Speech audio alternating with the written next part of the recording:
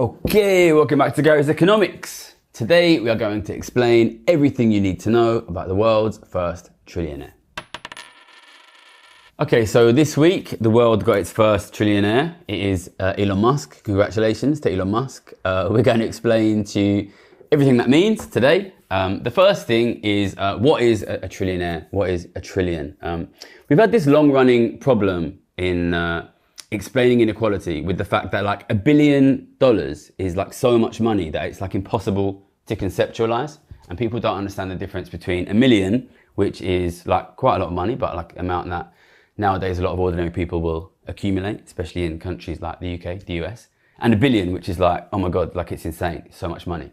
I think the best example we've had to explain the difference between $1 million and $1 billion up till now is 1 million minutes is just under 2 years, and 1 billion minutes is just under 2,000 years. So 1 million minutes ago was a couple of years ago. 1 billion minutes ago was like Roman Empire. The problem you have is if you try to extend that to a trillion, then you say like 1 trillion minutes is just under 2 million years, and then once again you're back with the problem of this number is so big that the human brain can't comprehend it. So we probably have to go down to seconds. 1 million seconds is a week and a half. 1 billion seconds is 32 years, and 1 trillion seconds is 32,000 years. Basically, like a trillion is just like unbelievably like stupidly enormous number, and it's really hard to just understand how big it is. I think one of the best ways to understand the wealth of the super rich is to look at the passive income that they receive from the ownership of that wealth. So I often use the statistic that if you look at somebody who's worth $1 billion or £1 billion at a rate of 5%, they will make something like $1 million or £1 million a week. If we extend that to a trillion, then we see if somebody's worth $1 trillion, then they will make every year $50 billion. They'll make $1 billion a week. I think probably the one that's maybe easiest to understand is that a trillionaire making passive income at a rate of 5% will make $137 million every day, $5.7 million every hour. That's about $100,000 a minute, $1,600 a second. So that is the passive income that Elon Musk will be making every single day, every single second. He'll be making about $1,600. Every single minute he'll be making about $100,000 passive income, not from his work, just from the assets that he owns without even getting out of bed. So that's the number $1 trillion itself. It's ungodly large. It's absolutely enormous. And the second thing is this thing people have been speaking about quite a lot this week, which is that $1 trillion is assets that Elon Musk owns. It is not money in a bank. So some people have been saying, oh, well, it doesn't matter because it's not like money in a bank. The truth is, it's probably much more dangerous for somebody like Elon Musk to own real assets, which is like real physical infrastructure out there in the world, things that you need, things that your government need, things that your country needs, rather than just money in a bank. In this specific case, Elon Musk is a trillionaire because he owns, well, he already owned Twitter and Tesla, but he also owns about half of SpaceX, which sends rockets into space. It owns a ton of satellites. That was floated on the stock market last week, and basically traders think that this company is worth $2 trillion, and Elon Musk owns about half of it. So just his ownership in SpaceX itself is worth nearly $1 trillion. I'm not an expert on SpaceX, and obviously there's going to be some speculation about whether SpaceX really is worth $1 trillion. When somebody owns assets that are worth $1 trillion, if somebody owns a company that's worth $1 trillion, that is either because it is making an enormous amount of profit, or traders think that in the future it will make an enormous amount of profit. So this is it basically. Elon Musk, like all billionaires, like all trillionaires, even like all millionaires, he owns real physical infrastructure. It is physical infrastructure which economists and traders, a lot of them believe you're going to need, your country's going to need. He's going to own the satellites that's going to be used in things like weather forecasting and the military. Your government's going to need it, and when you need it, you're going to have to pay Elon Musk to use those things. And that is why Elon Musk is worth $1 trillion. I think one of the most interesting things about Elon Musk suddenly becoming a trillionaire is this happened, I'm filming this on the 16th of June. This happened, less than a week ago, and it was quite sudden. Suddenly, Elon Musk is a trillionaire. And Elon Musk didn't actually do anything on the day last week when he became a trillionaire. What happened was, because he suddenly sold some stocks in SpaceX, and he did that on the stock markets, we suddenly were able to get like a valuation of what SpaceX was worth. Until he tried to sell some shares of SpaceX last week, we didn't know how much SpaceX was worth. And once we have sort of asked the markets, asked the traders to determine how much SpaceX is worth, we can see that it's probably worth something like $2 trillion. That makes Elon Musk a trillionaire.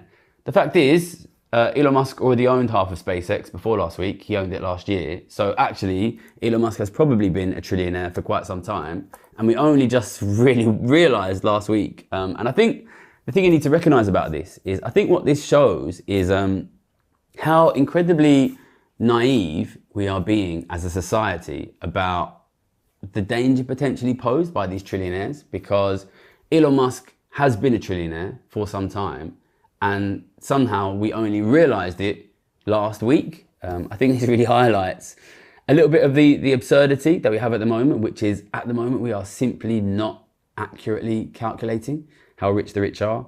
You see this all the time if you look at things like the Sunday Times rich list in this country, where you have things like suddenly Rishi Sunak, the former UK Prime Minister, he's famous now, so he appears on the rich list. What we, people who have been looking at inequality for some time, have known for a long time, is that we are not really making much serious effort to track how rich the rich are. And this is another really good example of that. Elon Musk has been a trillionaire for some time, and suddenly we've realized that. So the first thing you can learn from this is that we as a society are not really making any serious attempt to measure how rich the rich are or how fast their wealth is growing. All right, so my next question here is, should you be worried? Just very coincidentally, somebody pointed something out to me in the first video I ever shot on this channel. So I started this channel in June 2020, so it's probably something like the 6-year anniversary of this channel, perhaps maybe today. Cheers to Gary's Economics and all of you watchers. Somebody pointed out something in the first ever video, and I'm gonna just show you a little clip of the first video we ever put out on the channel. This is a little clip about the enormous amount of money that the UK government gave out during COVID. This was right at the beginning of COVID, and at that time, the total amount of money given out was about £300 billion. It ended up being more than $1 trillion. But there's one little clip which I think was really interesting in the context of Elon Musk becoming a trillionaire. £300 billion is an enormous amount of money. It's £4,500 for every single man, woman and child in the country. It's more than 3 times the net worth of Jeff Bezos, the world's richest man. So this was sent to me this week, that just 6 years ago when I started this channel, I was talking about this unbelievable enormous amount of money, £300 billion. And at the time, that was 3 times the worth of the world's richest man, who was at the time Jeff Bezos. And now, just 6 years later, we are in a situation where that is less than a third of the wealth of who is now the world's richest man, Elon Musk. So what this shows you is that in just 6 years, we've gone from 300 billion was 3 times the wealth of the world's richest man to like the world's richest man is 3 times richer than 300 billion pounds. It's like a 9x increase. It's scary, basically. But I think what this shows you, and the reason I wanted to cover it today, is I think it really shows you that the things that I talk about on this channel, and I've been really focusing for a long time on just some simple concepts, which is, if you allow there to exist a relatively or almost completely untaxed billionaire class, just through the powers of compound interest, their wealth will grow incredibly quickly, and they will start to basically gobble up all of the wealth of the rest of society, and that's why you will lose your wealth. And I think this week, the week that we have sort of officially established the world's first trillionaire, is just a great moment to sort of sit back and realize like that these things that I've been saying and these things that I've been predicting, and in that video itself, I make a prediction that we're going to see enormous rapid increases in the wealth of the richest people in the world, are happening, and they are true, and that in a sense that they were always inevitable to happen, because, you know, if we go back to those numbers, you know, we're talking about somebody who's worth $1 trillion is going to be making $137 million every day.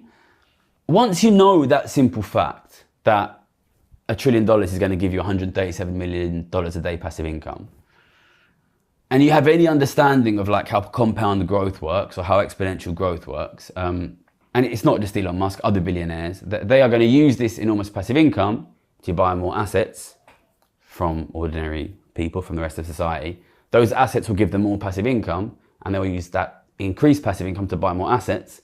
Those assets will give them more passive income. And I think it was very clear, and it has been very clear really for as long as we have had an untaxed billionaire class, that in the absence of some sort of change to the taxation system, we will move, and we are moving very quickly into a world situation where increasingly approaching all of the world's wealth is owned by an incredibly small number of people. And the speed at which that is happening, I think, is really clear from the fact that, as I've said, 6 years ago, £300 billion was 3 times the wealth of the world's richest man. And now the world's richest man, so that means the world's richest man was worth about £100 billion. And now the world's richest man is worth more than $1 trillion. Okay, it's like currency mismatch there. But what you're seeing is that these guys are growing their wealth at, that's a rate of about 40% annual growth. Western economies are growing about 1%. So I think what we can see, just in this one simple news story, we should be able to see like a relatively clear vision of the future, which is that Western economies grow at 1%. And okay, the growth of specifically Elon Musk is perhaps bigger than other billionaires, obviously, because he's become the world's richest man. But if he's growing at 40%, other billionaires are growing at, say, 10, 20%, in economies that are growing 1%. What you will see, what we are seeing, is just basically the very aggressive gobbling up and sucking in at an exponential accelerating rate of all of the wealth. And what you really need to understand is this is not like an abstract thing that happens in a world that you are not in. That includes the gobbling up of your wealth. So when you see Elon Musk becoming a trillionaire, what I want you to see in that is the homelessness of your kids and your grandkids.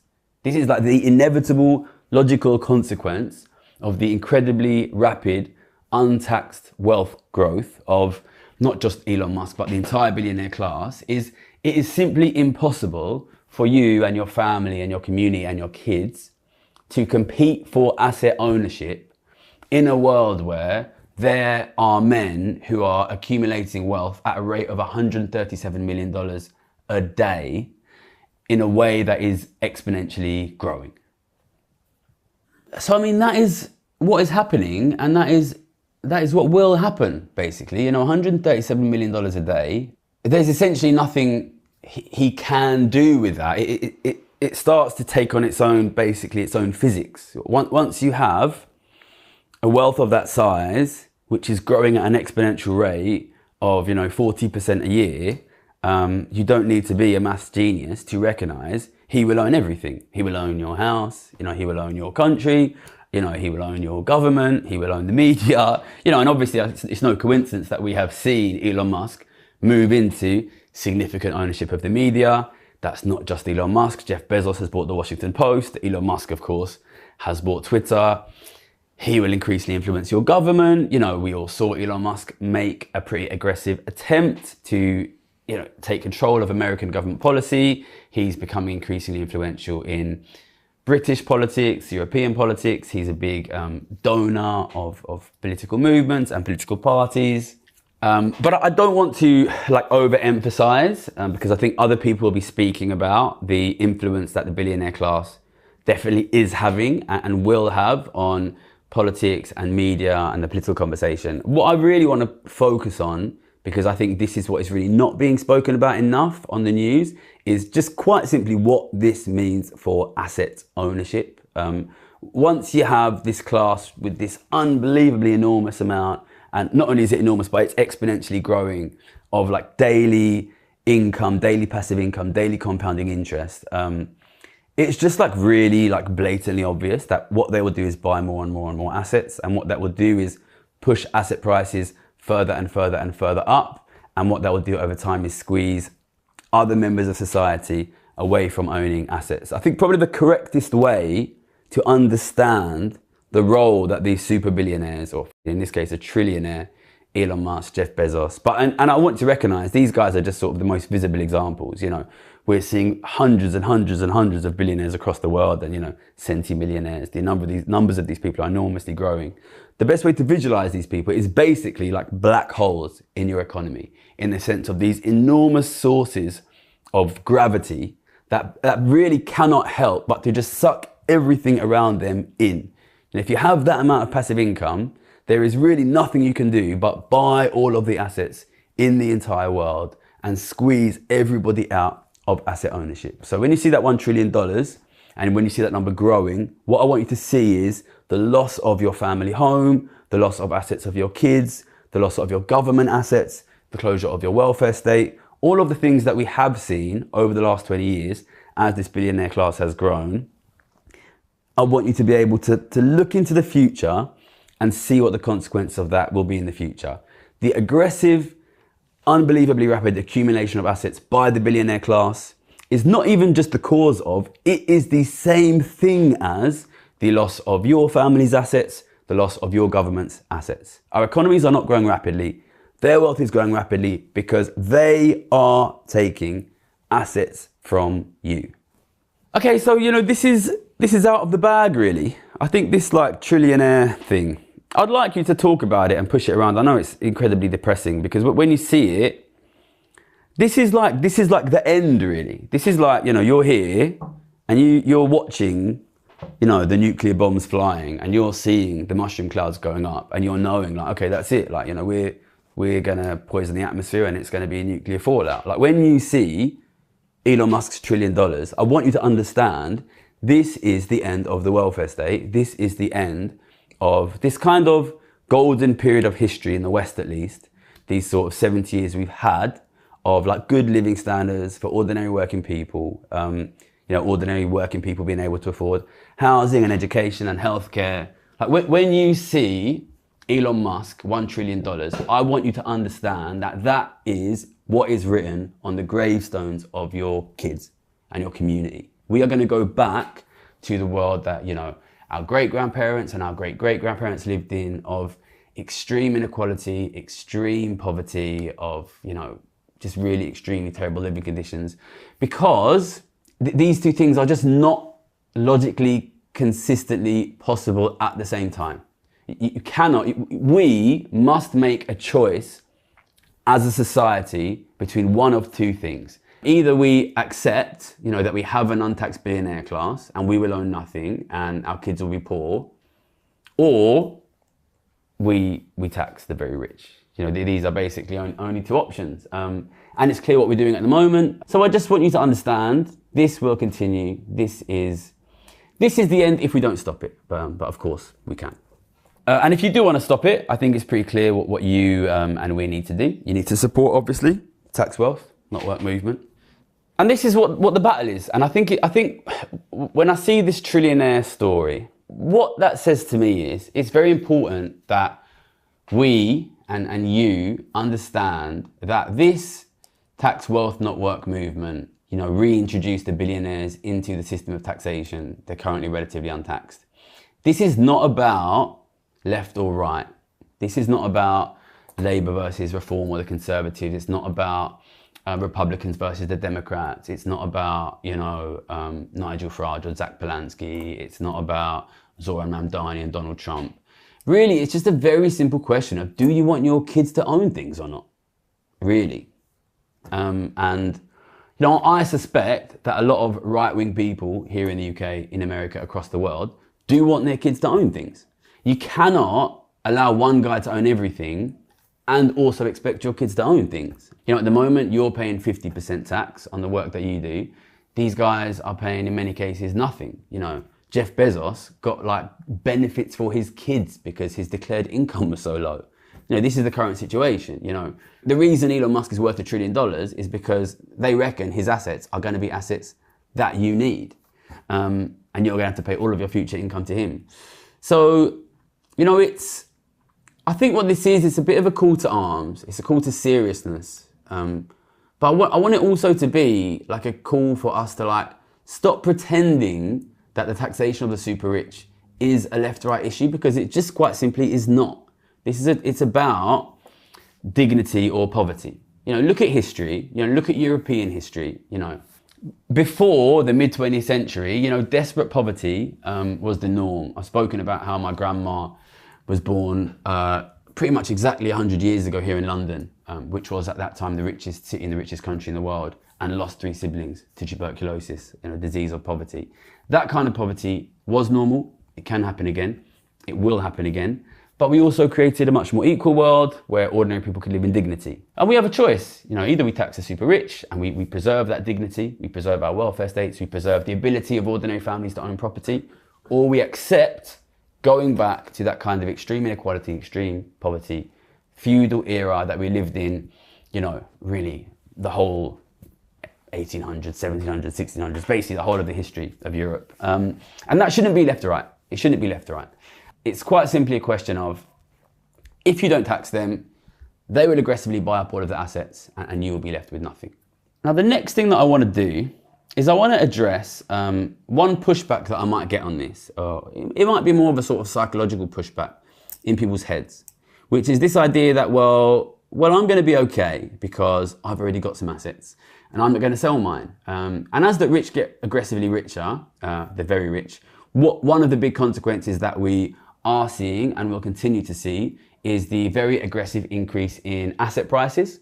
And that is like a quite predictable, understandable consequence of the fact that as rich people generate larger and larger amounts of passive income, the very richest spend basically all of their income on asset purchases. So as they get richer and richer and richer, they'll be putting more and more money into the purchasing of assets, and asset prices will go up and up and up.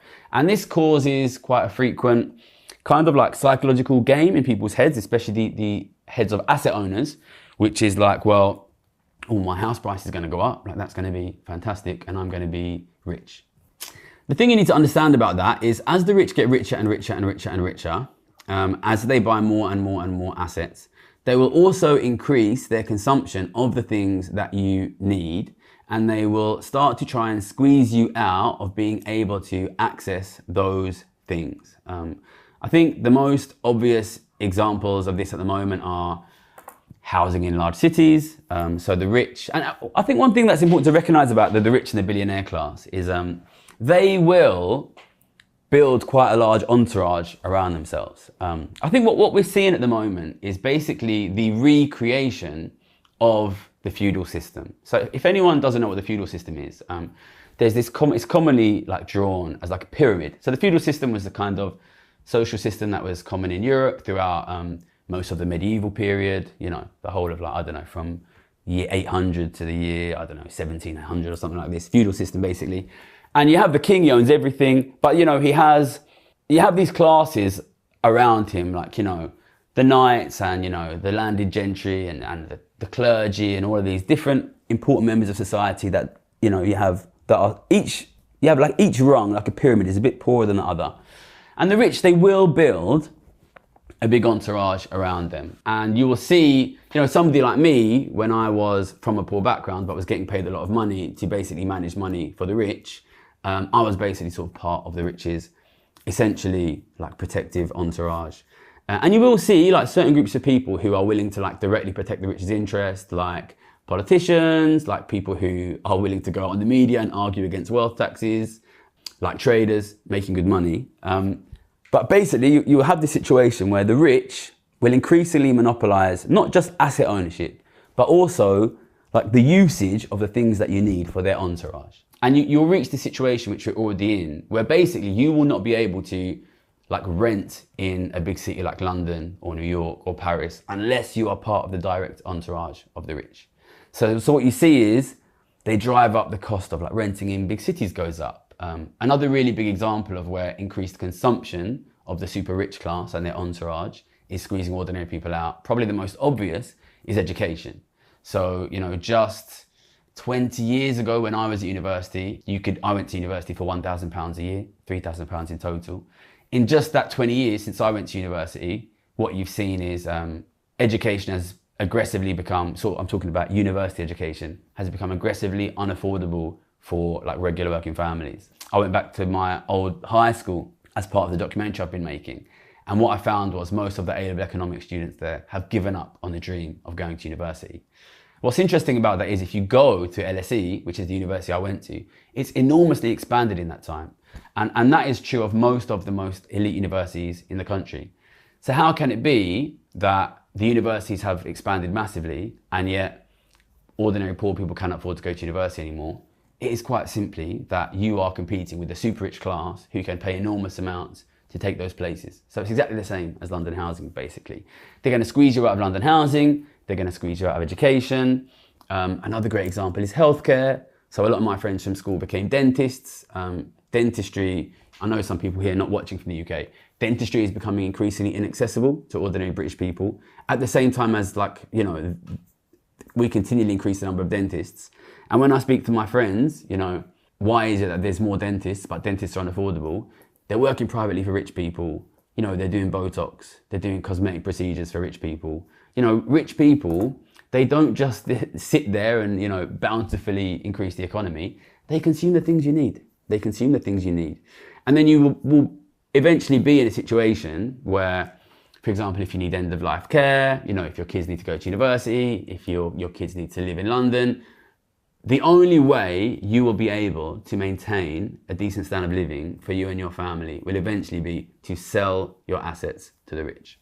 So what I want to say is, like, the point I'm trying to make here is I know that some, especially like slightly richer people, maybe people whose families are worth, you know, £1 or £2 million or even £500,000, are often really against taxation of the rich. And I understand why, because they want to protect their assets. I want to make it clear that you, if you are in that bracket, you are probably the kind of person who really has the most to lose here when you see something happening. Like if you look at Elon Musk becoming a trillionaire, and maybe you're thinking, oh, I'm excited, my stock portfolio is going to go up if the billionaire class increases. I don't think anybody really has more to lose here than you, because you are currently owning assets. You are the kind of person who is about to be squeezed out of asset ownership. And you and your kids and your grandkids will lose this sort of comfortable middle class life that you currently have. So I don't like this current situation where sort of more middle class people are opposing wealth taxes. It really is a sort of turkeys voting for Christmas. I just want you to understand this simple thing, you know, if Elon Musk and the billionaires are growing their wealth at 40% a year, in wealth that is growing only 1% a year, economy is growing only 1% a year, where do you think that wealth is going to come from? It is going to come from you. And increasingly, this wealth has been coming from governments. Governments are becoming effectively bankrupted. And we are going to move into situations, in the UK we're kind of already there, where governments basically have only three options. The taxation of the very rich, the taxation of the sort of middle class, high-earning workers, or the shutting down of the welfare state. So if you are somebody who is like relatively comfortable and you do not want taxation of the very rich, I want you to understand you are effectively advocating directly for taxation of yourself.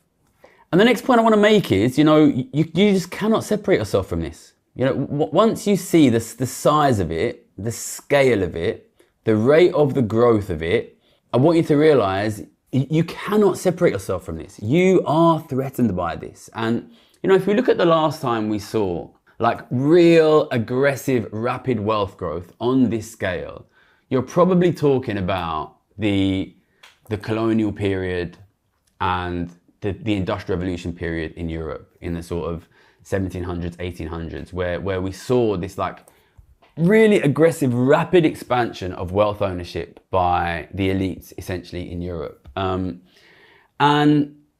you know, if you look at what happened here, what this shows us is compound interest is incredibly powerful. If you allow it to grow unchecked, it will inevitably take over the whole world, you know, and we saw that. Now, once European wealth starts to grow very, very rapidly, very, very quickly, it takes over the whole world. And, you know, if you are over in China, if you look at like big picture world history, China has always been like one of the massive population centers and technological centers and economic centers of the world.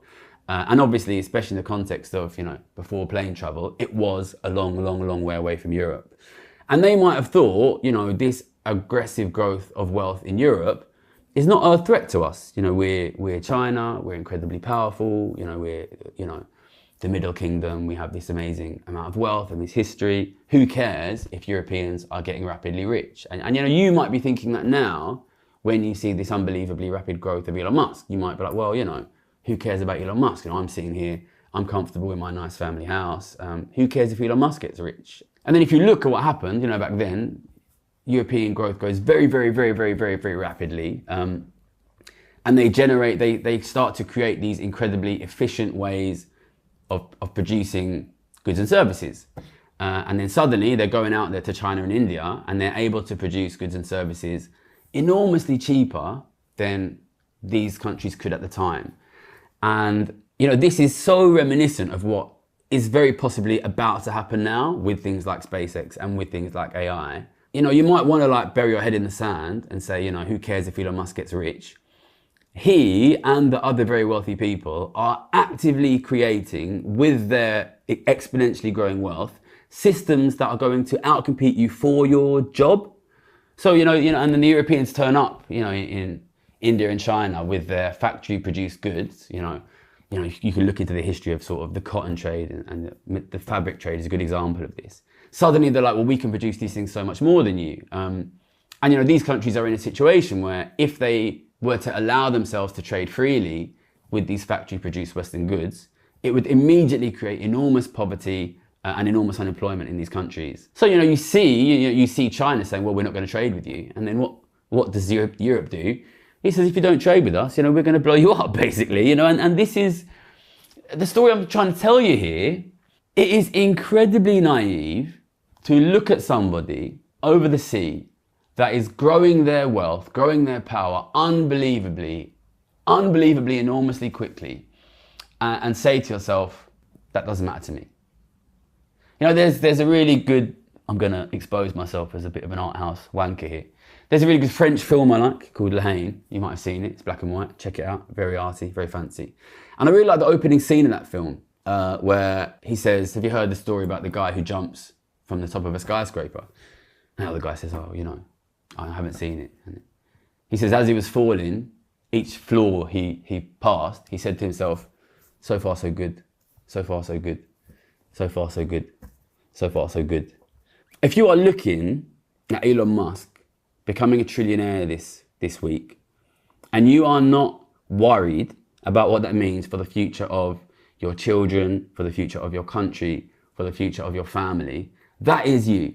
You are the man falling from the top of the skyscraper, saying to yourself, so far so good, so far so good, so far so good, so far so good. You know, you are China, you know, in the 18th century, saying we are the central country in the world. Who cares if those guys over there are getting unbelievably wealthy and unbelievably powerful incredibly quickly? You know, and China endured its century of humiliation for that, of which it's only just coming back from. You know, history teaches us, if you allow incredibly wealthy, incredibly powerful people to grow their wealth and power completely unchecked, they will, in almost all cases, try to take the world over and try to monopolize natural resources of the entire world. You know, we've seen this again and again throughout history, and we are quite clearly repeating that mistake now. You know, I tried to make the case, you know, this is going to make housing more expensive, this is going to make food more expensive, this is going to make water more expensive. And people say to me, well, that's absurd, you know, there's only so much food the rich can eat.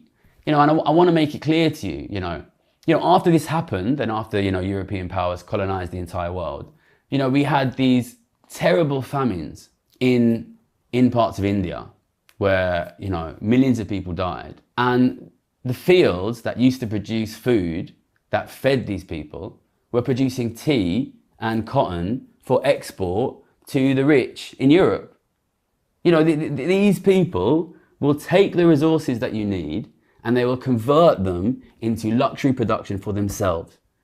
That is what will happen. And you know, the best example of this is what is happening to water and the data centers.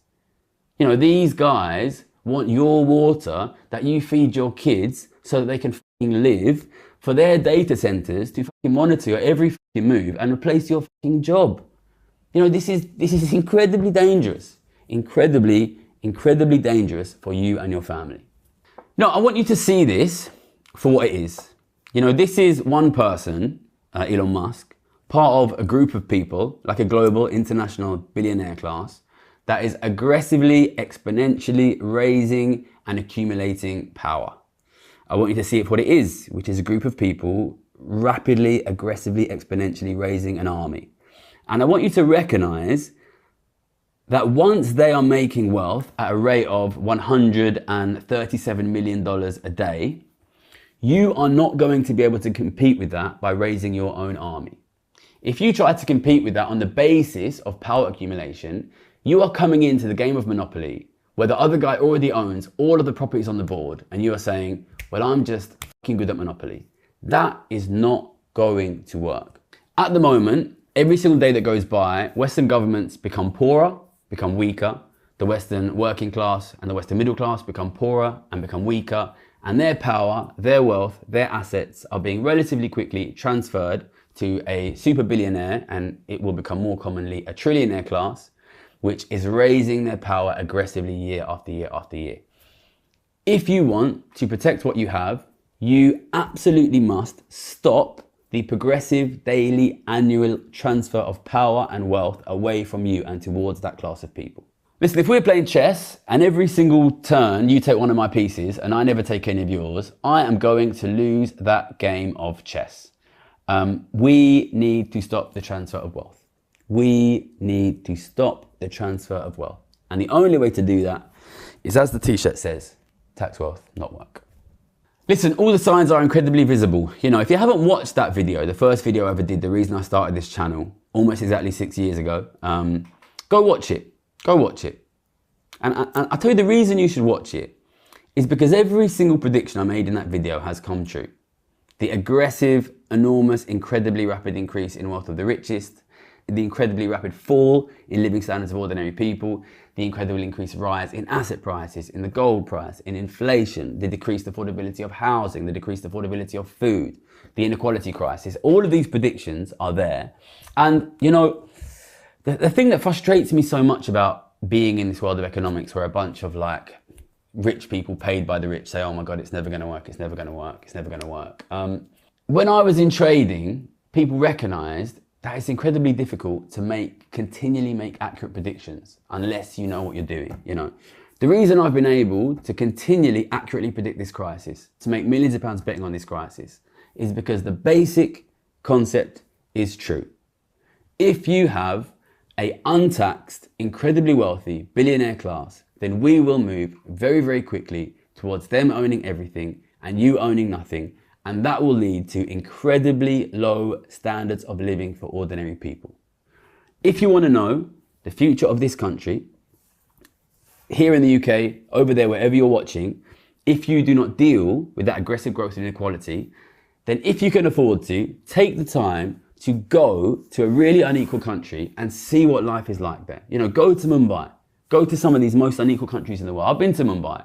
I stayed in a luxury hotel. And outside the luxury hotel, there was a family lying on the floor on flattened cardboard boxes, naked, dying in the street. And people came out of luxury cars and stepped over them and walked into the hotel. That is what life is like. That is what life is like in incredibly unequal countries. And that is where we are going if we do not tax the rich. So when you hear Elon Musk, trillionaire, I want you to imagine your grandkids living that life, because that could be you. It has happened here in the UK and it will happen again if we allow the super rich to go on growing their wealth like a black hole, completely untaxed. All right, so that's a return to another of my old school, incredibly depressing style of video, which I used to do a lot more. And I've done less and less recently as we continue to totally dominate the narrative on wealth taxation. But I think it's important that when we have weeks like you've had this week and we see things like what have happened with Elon Musk becoming the first trillionaire, we need to recognize that we are part of that. We have allowed that to happen by not stopping it. You know, our grandparents fought very hard for a fairer tax system, which taxed the very rich at higher rates and forced the very rich to provide us with good quality housing, education, healthcare, food. And we have allowed that to be lost. We have allowed the rich to avoid tax again, like they always did in history. and we are losing the equality and the dignity that our grandparents fought so hard for. And it's important that we recognise it's our job to stop this, and it's our job to change it. And the question that I'm asking myself here, and the question that I want to ask you, is what are you going to do? Listen, we have an opportunity here. You know, we live in this incredible, unusual time where the vast majority of people here in the UK, in the US, in Europe, in Australia, even in Japan, all around the world, New Zealand never gets mentioned, Canada, I always forget to say them. People are clamoring, absolutely clamoring for change, for something new.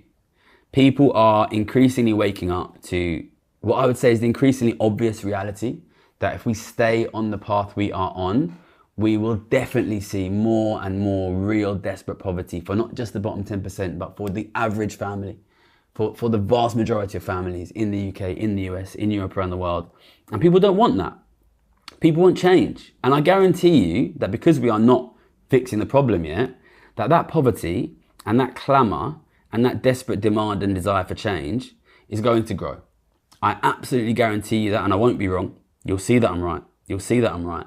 And as people demand more and more and more and more and more for change, one other thing I can guarantee you is that we will get change. We will get change. It's certain. We will get dramatic, drastic change as quick as the next 5-10 years. You know, you're going to see it. You're going to see it happening because people are not going to accept this growing poverty. The question is not whether we will get change, because we will. I absolutely guarantee you we will. The question is, what change are we going to get? Because that is what is not clear yet. And that is the discussion which we here in the UK and over in the US and every single country all around the world, and I've been to so many countries in the last 18 months, 2 years, this conversation is happening everywhere. The discussion which we need to have as societies is what kind of change do we want? And at the moment, you know, the main arguments are taking their place, you know, and all of the main players are getting involved and starting to argue about what they want. And I think it is increasingly obvious that there are sort of three players in this game for how well our societies change. There is the boring centre, the Rory Stewarts and the rest of politics of this world, and unfortunately the Keir Starmers, perhaps even the Joe Bidens, that think they can get out of this with some kind of non-dramatic, boring technocratic centrism. Support for that is collapsing, and it will keep collapsing. It's clearly never worked anywhere it has been tried, and those guys will be off the board very, very soon. And we will be left with two options, right? There will be me and my guys, and hopefully you and Gabriel Zuckman, you know, and people all across the world that are aggressively pushing for a fairer tax system where the rich pay their fair share, where we no longer accept them getting richer and richer and richer and richer every year while we get poorer. And there will be the other side, which I think is very clear what they're going to do. They're going to tell you the problem is foreigners.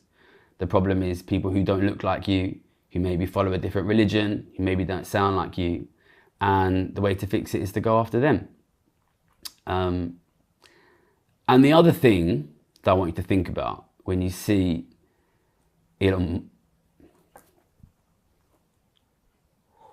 The other thing that I want you to think about when you see Elon Musk becoming a trillionaire, I want you to ask yourself, if Elon Musk can see this game, like I can see this game, and like you can see this game, and he realizes that there are two horses in this race, one that says tax the rich, tax the very rich aggressively, and one that says blame foreigners,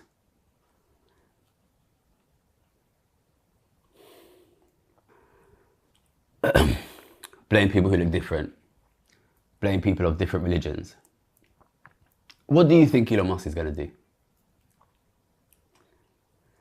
You know, every week I make a video like this, and I've been doing this work for a number of years. And I did it for free for a long time. And I always noticed how whenever I would go on TV, I'd go on for free. and I'd go up against somebody who was funded by a think tank, paid by a think tank that was funded by billionaires and super wealthy people. And I think it's amazing what we've managed to achieve here on this channel with relatively little money. But I think we have to be realistic that these very wealthy people are going to aggressively fund the conversation on this. And they are going to pay people to convince you that it's impossible to tax the rich, that it's not in your best interests, that if we try and tax the rich, what we're actually not doing is taxing you. And they get richer and richer every year, and they get more powerful every year. And we will never be able to compete with them for wealth and money and power.